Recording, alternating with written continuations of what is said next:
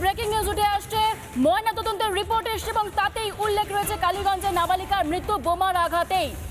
সূত্র মারফত যে আমরা খবর পাচ্ছি তাতে কালীগঞ্জের নাবালিকার মৃত্যু হয়েছে বোমার আঘাতেই। ময়নাতদন্তের রিপোর্টে উল্লেখ করা হয়েছে, ময়নাতদন্তের রিপোর্টে মেলেনি বোমা স্প্লিন্টারের চিহ্ন। সূত্র মারফত খবর, বিস্ফোরণের শরীরের উপরের অংশ সবথেকে বেশি আঘাতপ্রাপ্ত হয়। আঘাত থেকে অতিরিক্ত রক্তক্ষরণে মৃত্যু হয়েছে নাবালিকার। ময়নাতদন্তে উল্লেখ রয়েছে, ময়নাতদন্তের রিপোর্টে একাধিক বিষয়। কি বিষয় উল্লেখ রয়েছে? কালীগঞ্জে নাবালিকার মৃত্যু হয়েছে বোমার আঘাতেই। ময়নাতদন্তের রিপোর্টে মেলেনি কোনো বোমা স্প্লিন্টারের চিহ্ন। বিস্ফোরণে শরীরের উপরের অংশ সবথেকে বেশি ক্ষতিগ্রস্ত হয়েছে। আঘাত থেকেই অতিরিক্ত রক্তক্ষরণ, তাতেই মৃত্যু হয়েছে নাবালিকার। ময়নাতদন্তের রিপোর্টে উল্লেখ।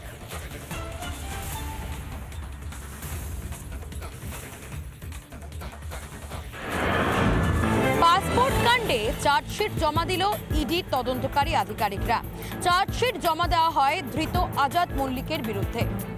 ৮০ পাতার ৪,০০০ নথি ইডি জমা দিয়েছে আদালতে এবং সেই চার্জশিটে সম্পূর্ণভাবে উল্লেখ রয়েছে এই যে আজাদ মল্লিক, তিনি পশ্চিমবঙ্গে ভুয়ো ভোটার ছিল। শুধুমাত্র তাই নয়, 2021-এর বিধানসভা এবং 2024-এর এই লোকসভা, এই দুটি ভোটই পশ্চিমবঙ্গ থেকে দিয়েছে ধৃত আজাদ মল্লিক।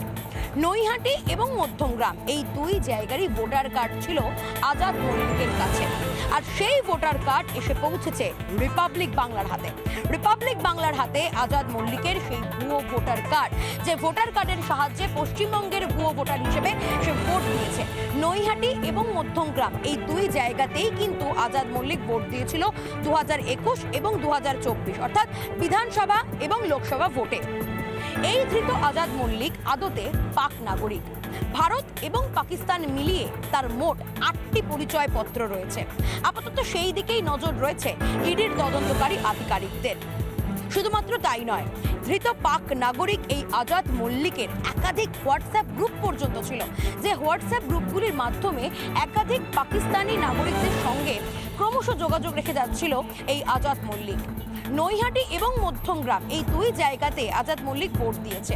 2021 এবং 2024-এ ভুয়ো ভোটার হিসেবে তার কাছে ভোটার কার্ড পর্যন্ত ছিল।